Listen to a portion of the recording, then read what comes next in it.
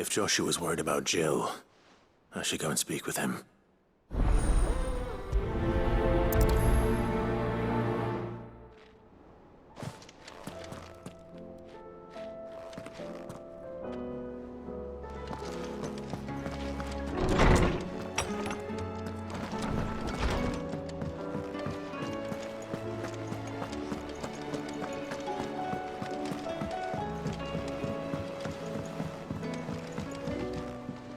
Joshua, I read your message. You're right. Jill is different. I don't think I'd realized how different, but since we returned from Drake's spine, I've felt it more and more. I suppose it's not hard to imagine why. She doesn't think she belongs anymore. And that's why we need to remind her she is still one of us. To let her know that we still need her. Now more than ever. That you still need her.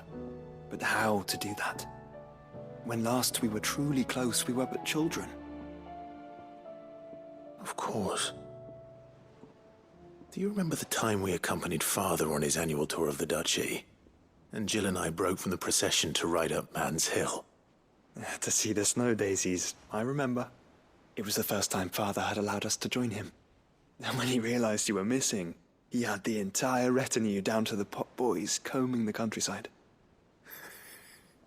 In the rain. A thunderstorm forced us to take refuge in a grove of oaks before we'd even made it halfway there. It was the Lord Commander who finally found us, and needless to say, he was none too pleased. Then it seems you and Jill have unfinished business. What do you say? Man's Hill. It's not that far. Oh, true. Though I suspect it is also much changed. Little in southern Rosaria remains as it was when we were children. You're saying I should go and scout the area for bandits? I'm saying we should first go and see if there are actually still any snow daisies left. What would you do without me, Clive?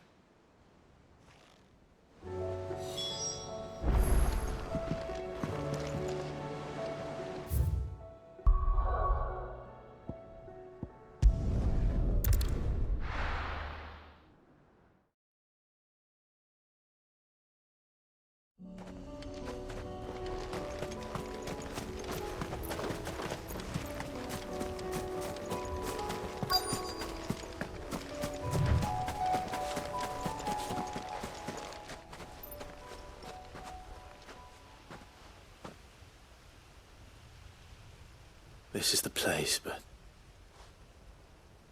I'm sorry, Clive.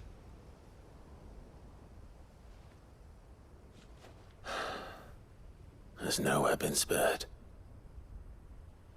What do we do now? We keep looking. Man's Hill cannot be the only place where snow daisies grow. Perhaps, but it's the only place I know of. Knew of. Then why not ask someone who might know of another? Someone at the backyard? To the hideaway, then.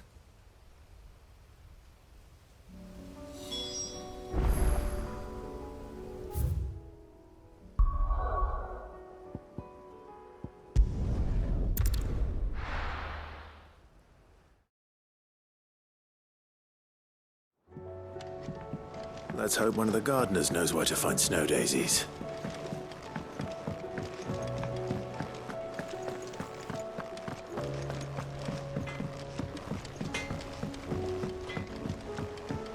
Say what you will, Lady Karen has seen.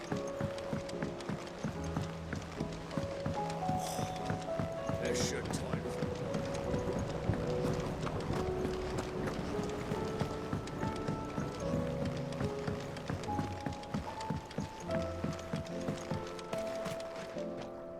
Oh.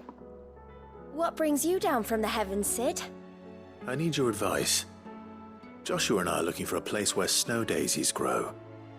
Preferably in abundance. Snow daisies. Then you'll want somewhere not too hot and not too cold. And where the winds are strong enough to carry the seeds. I reckon Man's Hill would be a good place to start. There in the Royal Meadows, perhaps? Both have similar climbs and the right elevation. If the Blight hasn't claimed them yet. Right. Thank you.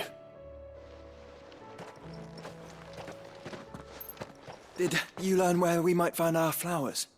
The gardener here mentioned the Royal Meadows in Sambrak. Ah, the fields beyond Northreach. Well, if that's the case, then Yote was right. I recalled that she kept a record of our travels, you see. So I asked her if she'd perhaps noted anywhere that snow daisies grew, and she mentioned Oilefeist Bay. Whose shores border the meadows. Off we go then.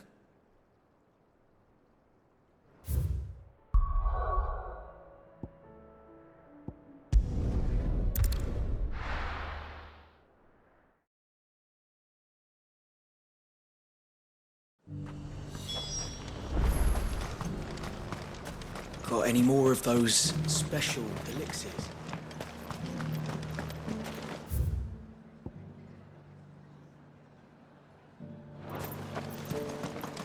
I hear the We've Duke's got agreed more to pips than the Vale's got paps. Seems the Duke's had a change of heart.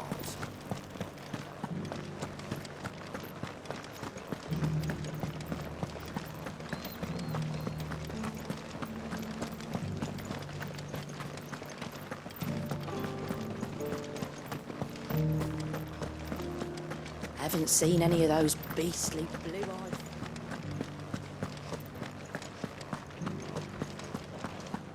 Do be careful.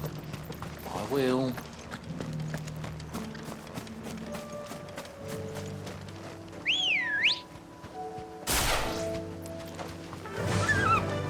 Faster!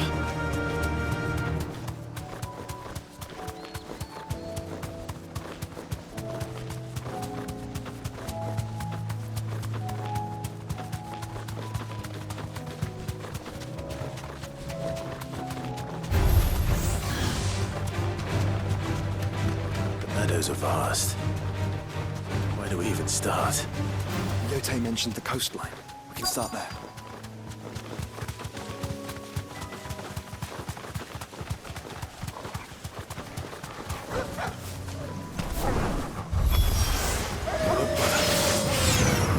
See them? I do. The flowers and our friends.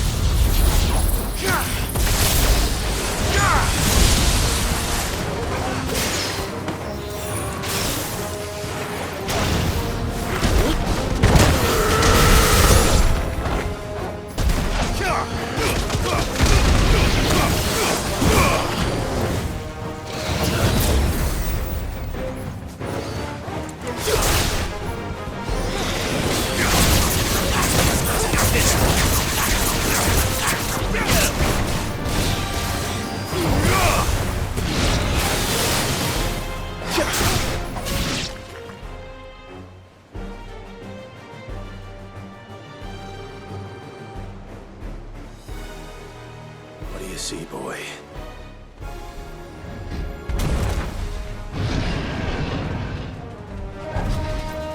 Let's hope this is the last one. Only one way to find out. Nice try.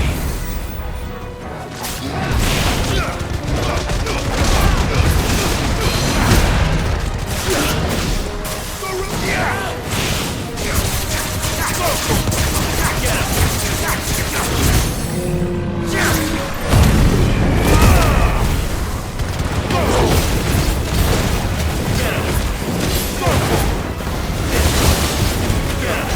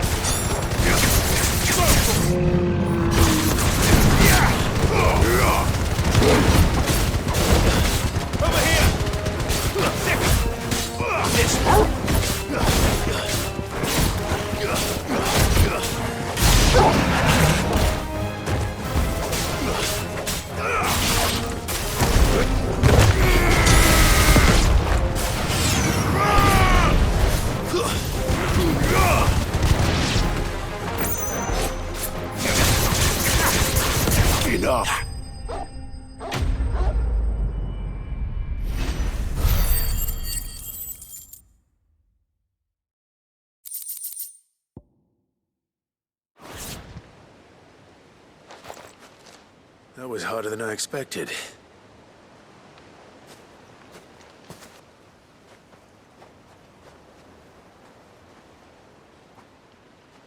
But found her. It was worth it. They're beautiful. Do you think Jill will like them? She'll love them. Come on. Let's go.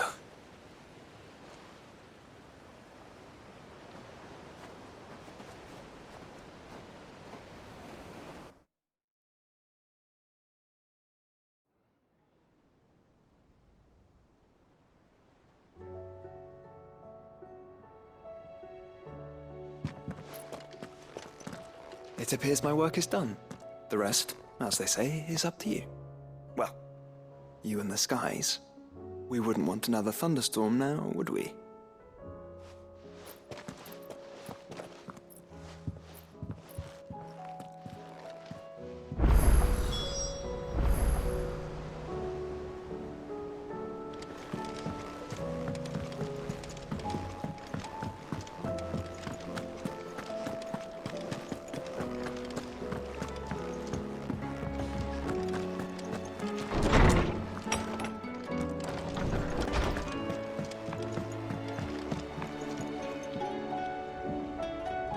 Jill, there's something I'd like to show you. There is? And where might this something be? It's, not here. Now, I know this is sudden, but how would you fancy a trip to Oriflamme?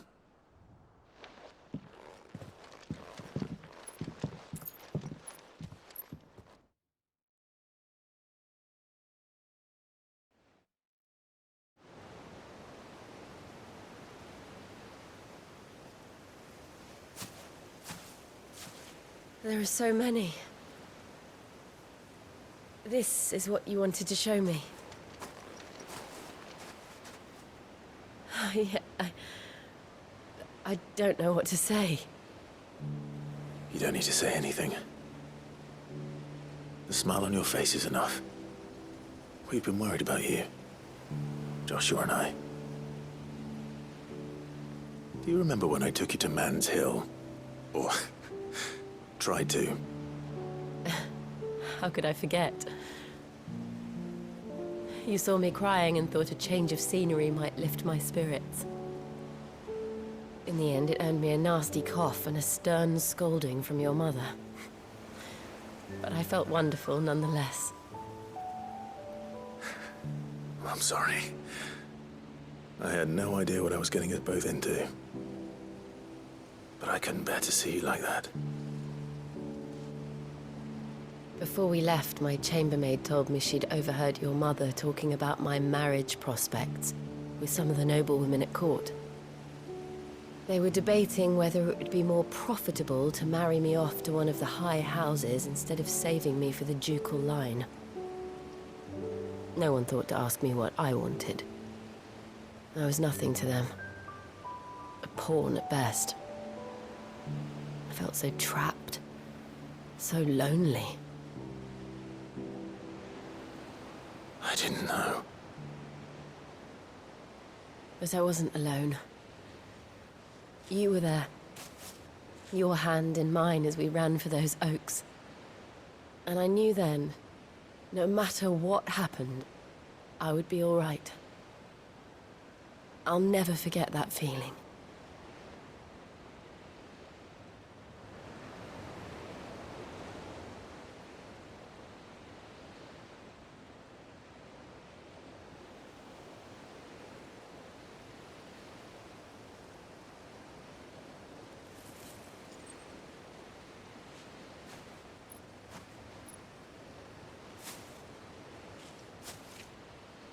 Before we broke camp, the morning after the storm, do you know what I did? No? What? I slipped away from my governess to climb the tor. And from there I saw a sea of petals, all reaching for the sun. And I realized that No matter how terrible the night, dawn would always come.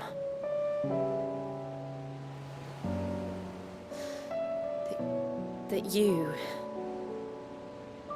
you would always come for me. And you have. Again and again.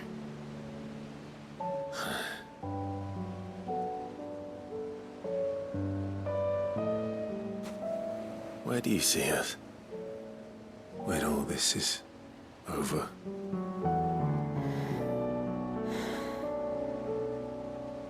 I don't know.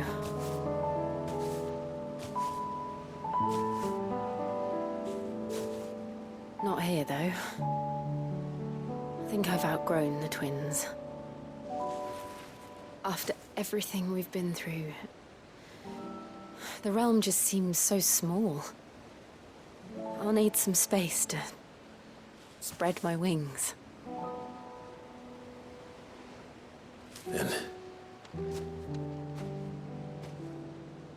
that's what you'll have. And I'll stop at nothing to see that you do.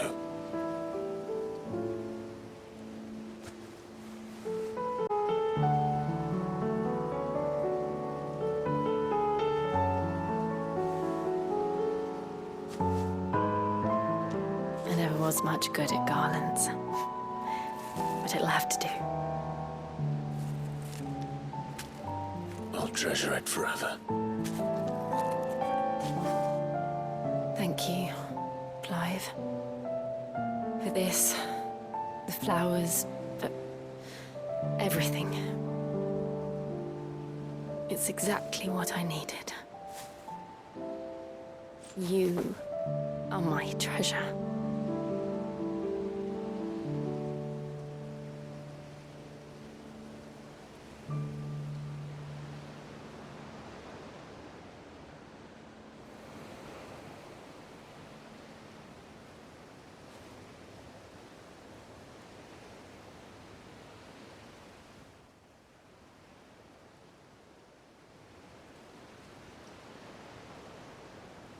We should probably be getting back. I expect the others are wondering where we are. You're right. There's still much to do. And we'll do it together.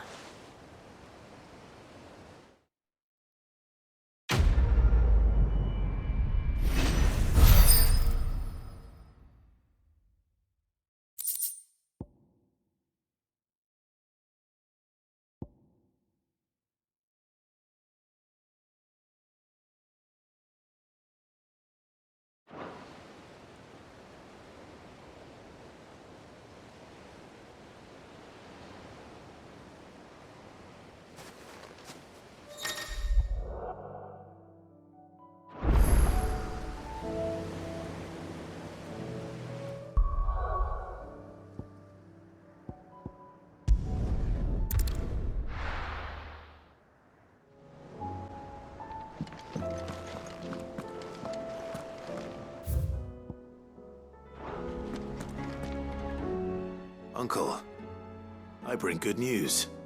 The Field Marshal has agreed to your plan. Ha! Of course he has. I didn't doubt you for a moment, dear boy. Rutherford is accompanying him back to your manor in Port Isolde as we speak. They will await your return there. As will one other. One other? Who, exactly? Lord Havel was concerned that even if he could get the realm's armies to agree to an accord, he might not be as successful in convincing those with political power. He asked if I might have a solution, and I suggested a certain Imperial Lord Magistrate turned Liberator. One of your co-conspirators? Master Quinton would probably call me one of his, but yes. Another outlaw, then. Just the thing we need to put these rotten politicos in their places. Good thinking, Clive. I'm glad you approve. The more the merrier, eh? Uncle, assuming Havel and Quinton can solve our problem with the armies, you still haven't mentioned how we might manage the grain shortages. Oh, don't you worry, my boy. The 7 high houses will be seeing to that. They have all agreed to make the most generous of donations. Oh, of course, it did take a little persuasion, but luckily I had some unexpected help. From who? Why, you, my boy. Rumor has it that you rescued the Lady Ariane's head steward Rockford from a horde of bloodthirsty bandits. It was more of a handful. Well, the old battle axe was so pleased.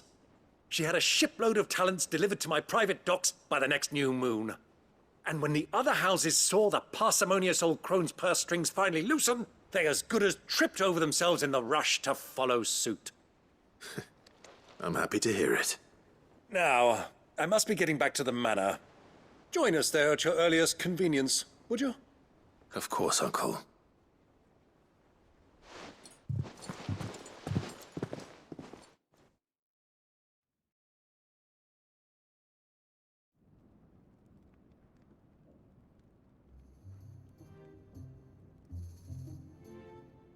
And how, pray tell, will we get that grain to the capital if the roads are still overrun with Akashic? You'll find another bloody road. I only have so many men, and I'm not about to send them headlong into an ether flood. That is, unless you'd have them turn as well. Well, I'd certainly eat less. Says the man with a belly bigger than a band of curls. My soldiers actually need their rations. Without any food to keep them going, they'll be dead even before you've sent them on your fool's errand. If I may, gentlemen, perhaps I might suggest an alternative approach.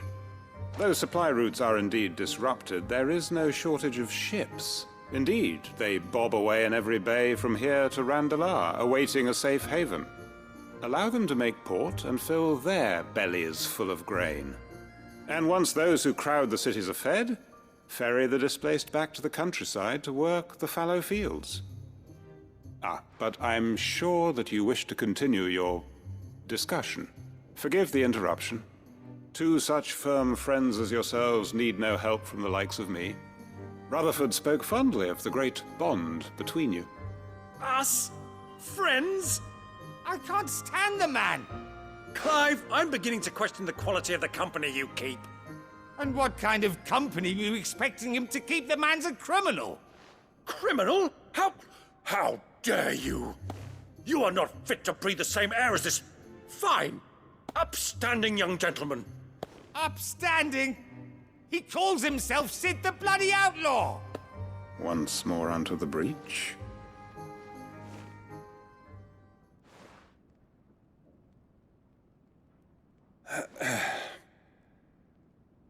Shall we begin again? What we seek here is not to create a new nation, nor to claim the thrones of those that already exist. We wish simply to bring stability to the realm that mankind might weather the current storm. And to do that, we must convince those in power, the generals, the statesmen, the nobles, that our cause is just. There will be disagreements, yes, and I imagine some resistance, much resistance. But we cannot let that deter us. If we show them the path, show them that we walk it ourselves, then I am confident they will follow. The fate of the world lies in my nephew's hands, but the well-being of her people lies in ours. And we must not squander the chance that Clive has given us. Uncle Byron, Now, with that settled, let's move on to the signing of the Accord. For what great moment in history hasn't been accompanied by a little ceremony?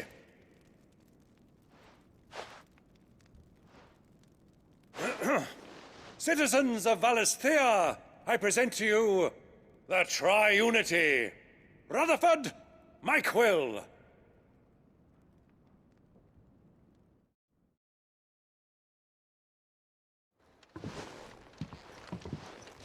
Well, my boy, the stage is set. that it is. This is the role you were born for. Now I ask only that you trust in the talents of your supporting cast. We shall play our parts to the best of our abilities, that you might have the opportunity to shine. The realm needs its Sacrandal. And there is no better Crandall than you, Clive. I want you to keep this signed accord as proof of our faith in you. I will. Thank you, Uncle.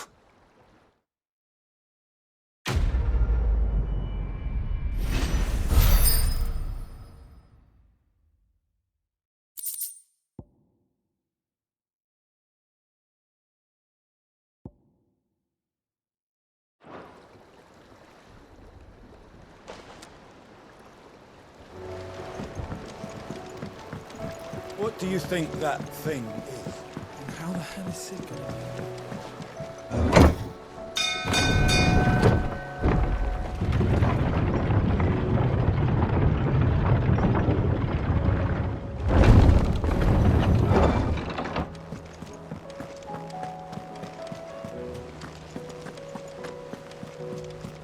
You should have seen. Welcome back, Sid. Welcome back, Sid. Yes. Welcome back. Trip wasn't too much of a pain in the arse, I hope. Truth be told, it was me who suggested roping you in to help with the trial. But from what I hear, things didn't go quite as planned. No, they most certainly did not.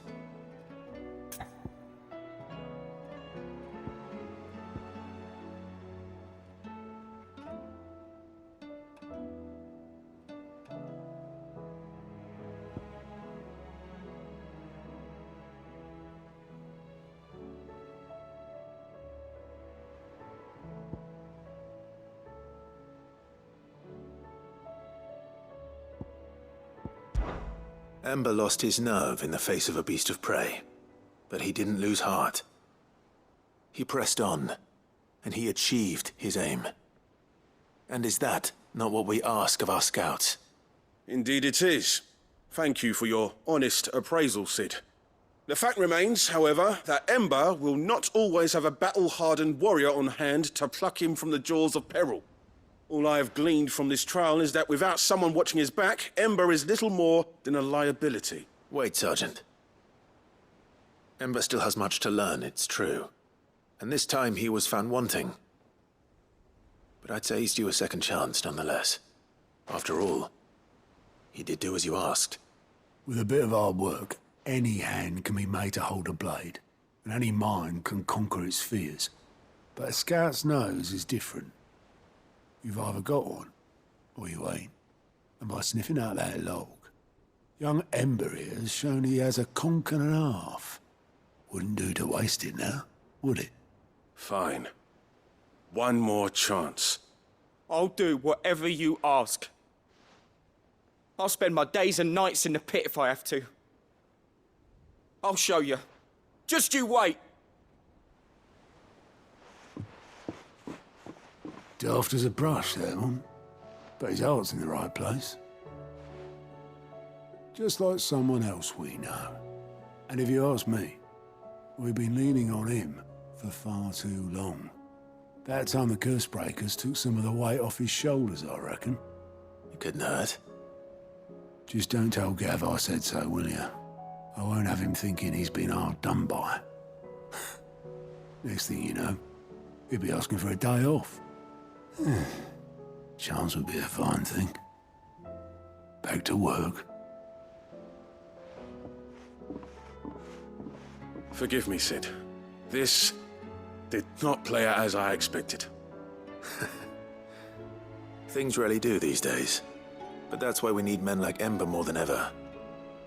Men who can make the best out of a bad situation. Remember that. I will, Sid. Thank you.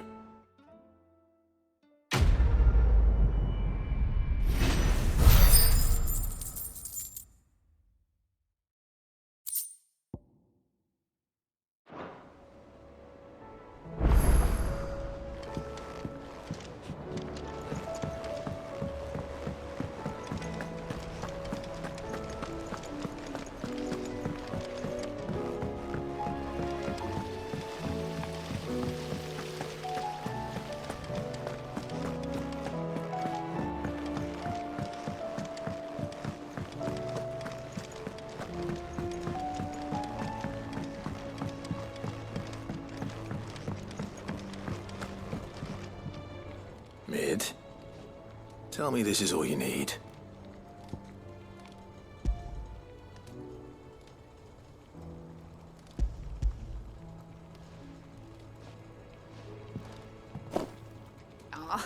You make it sound like I asked you to save the world or something.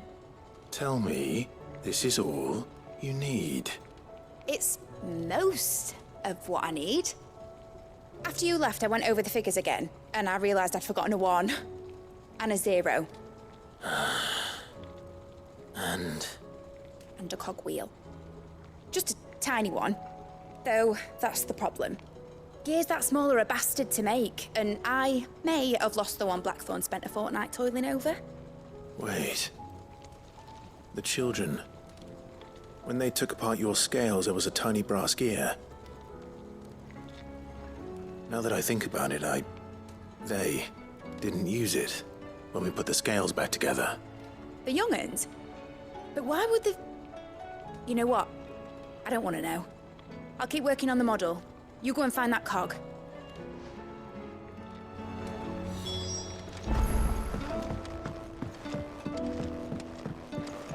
Has Midadol mentioned a new project yet? Sid! Is Mid still hiding from us? She wasn't hiding. She's fine. She's just busy working on her next project. A new invention? What is it? What is it? Is it an airship? I bet it's an airship! Do you think she'll let us help?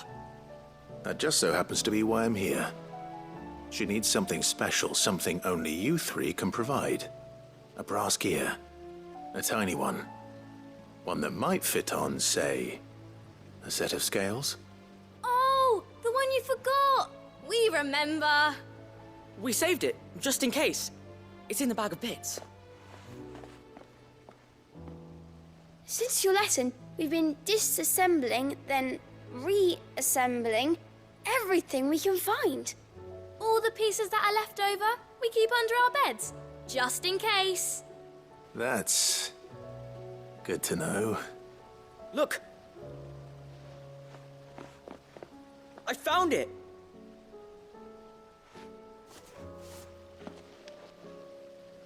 Is that all?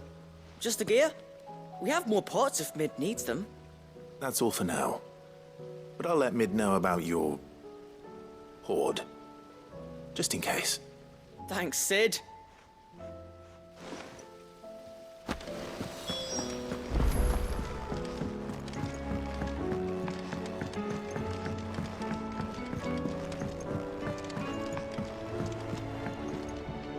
Well, did they have it?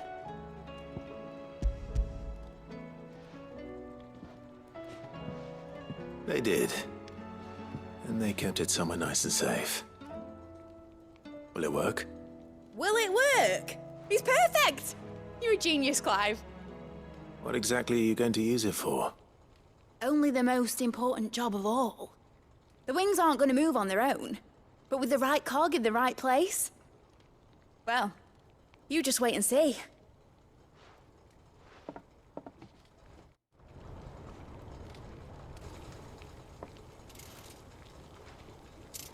That should do it.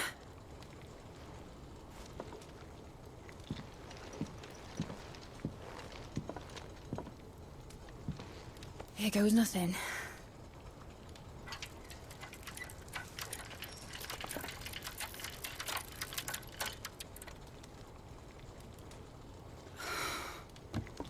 Titan's tits.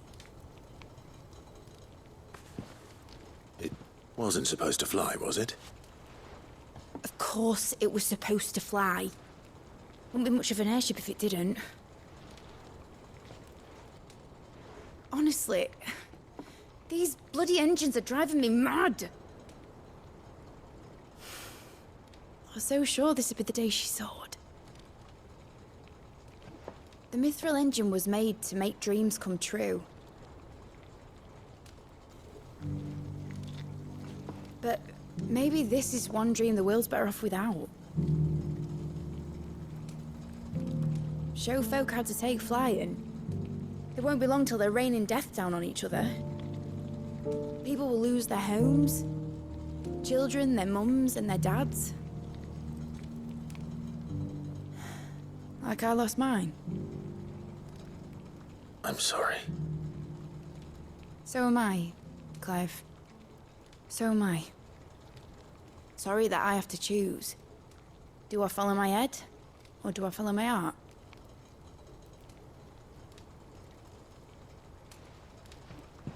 Good question.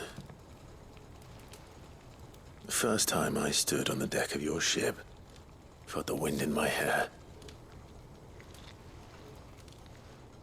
It was like I was flying. But imagine how it would feel to actually do it. My dad always said there were two ways of living life. Chasing a dream or shuffling to your grave. And he were right. Right about a lot of things. Not that I like to admit it. People need dreams to chase. Especially in a world like this.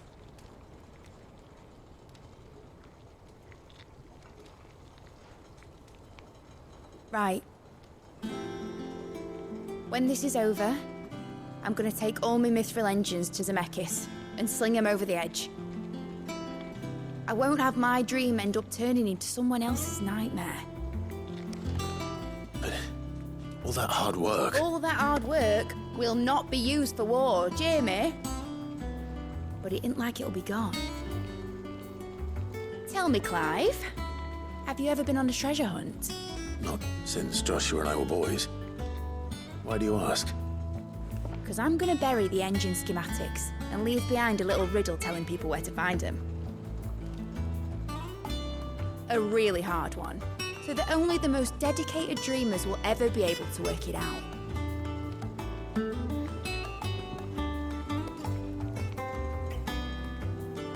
Ooh, I can picture it now. Some daft general squinting at the words with a gormless expression on his mug. Like that one, yeah. Right.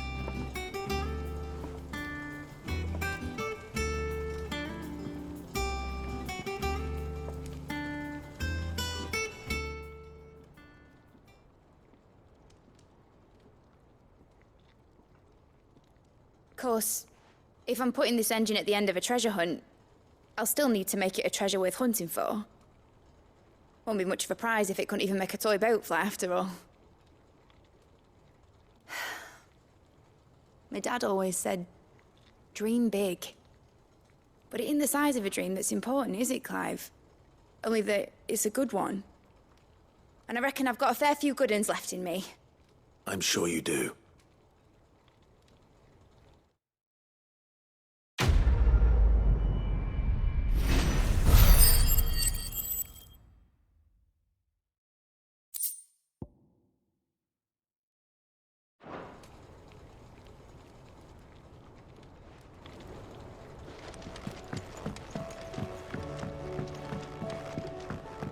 Has Midadol mentioned a new project yet?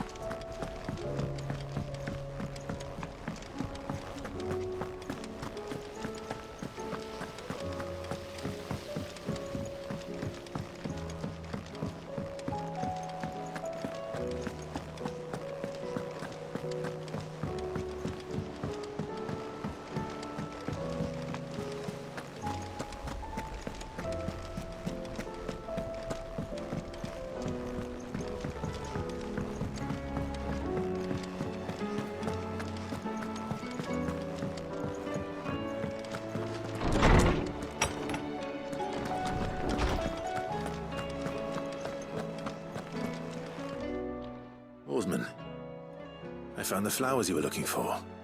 You did? I think I did.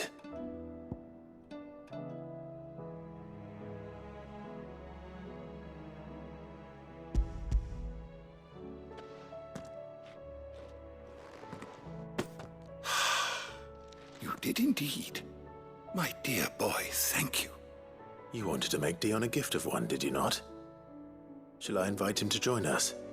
Oh, I don't... It's no trouble. I'll go and fetch him.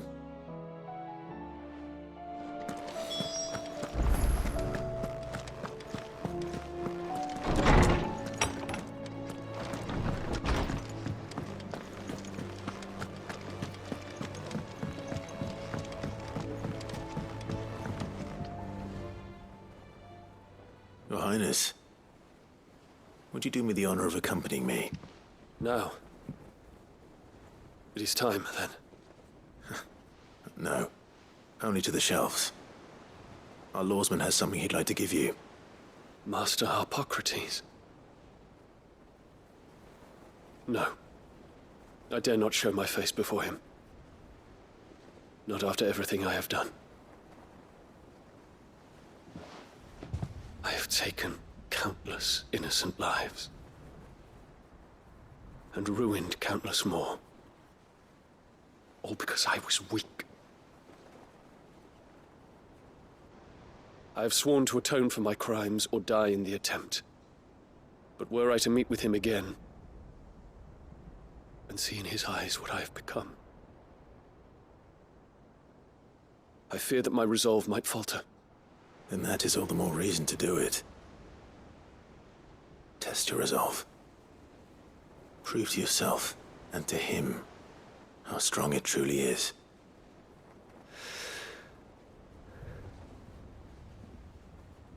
You are right. I must, at the very least, offer him my gratitude.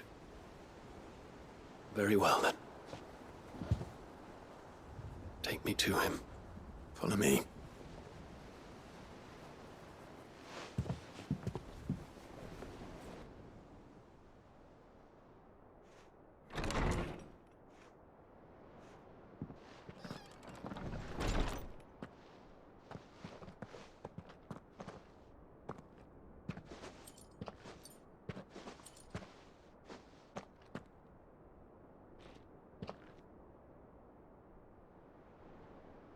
Even now, I hesitate to approach him.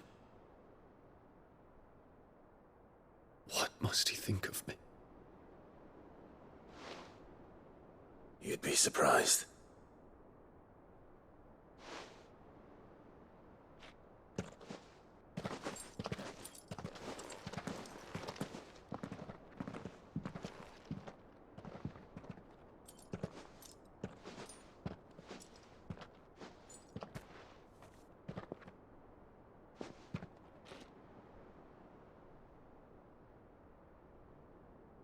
Master Harpocrates, pray, accept my apologies for leaving your tutelage before my studies were complete.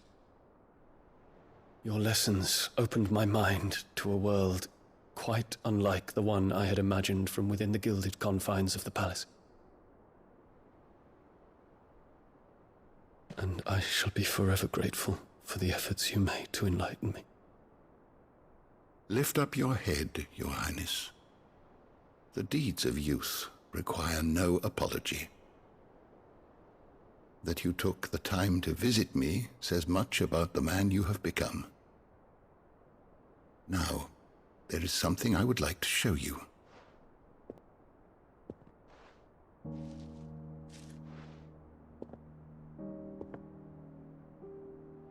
Is that a wyvern tail? The color is unfamiliar to me. Because it is unique to those found in the wild. Something in the harsh environments in which they grow lends them this striking hue. Their roots are indistinguishable from those of their hothouse cousins, but once they bloom, the difference is immediately apparent. In this flower, I see you, Your Highness. Its roots were the roots of a wyvern tail, with all that implies. But they do not define it, just as yours do not define you. I want you to have it, that it might remind you of this truth.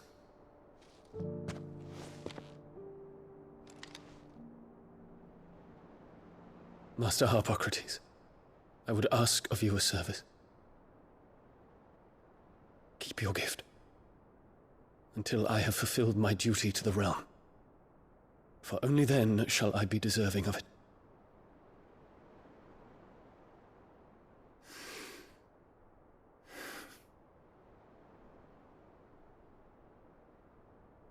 As you wish. Your Highness.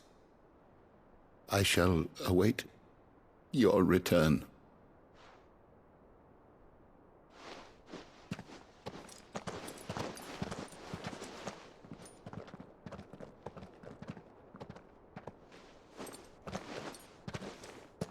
Our roots do not define us.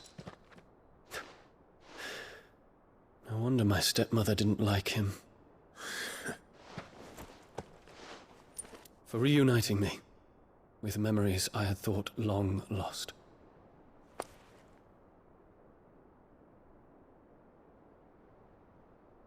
I shall not forget this.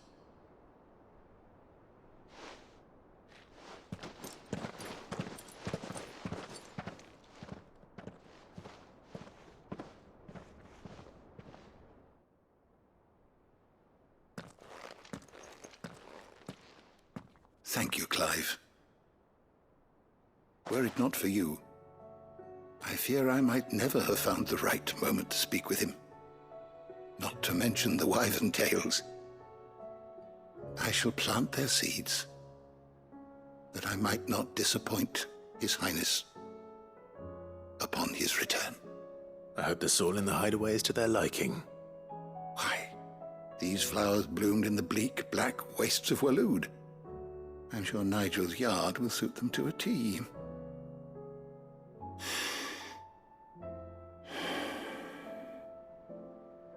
When it comes to expressing one's gratitude, I find that words are seldom sufficient. Here. What's this? A stolas quill. Or more precisely, my stolas quill. 'Tis said that an owl's feathers are steeped in the wishes it hears over its long lifetime. All those words just waiting to pour out onto the page. So consider this my wish for you. That one day you may put down your sword and pick up that pen. Well, when that day comes, I'll certainly have a lot to write about. Thank you, Harpocrates. It shall have pride of place in my chamber.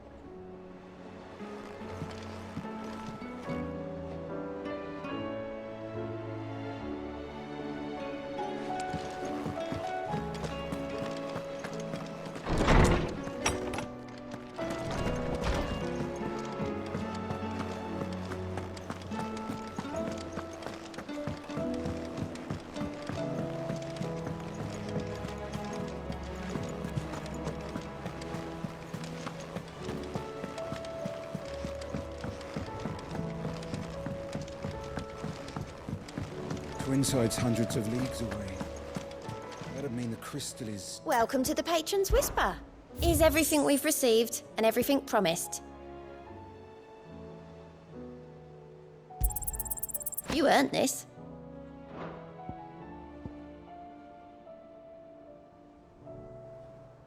I gave you that one, didn't I?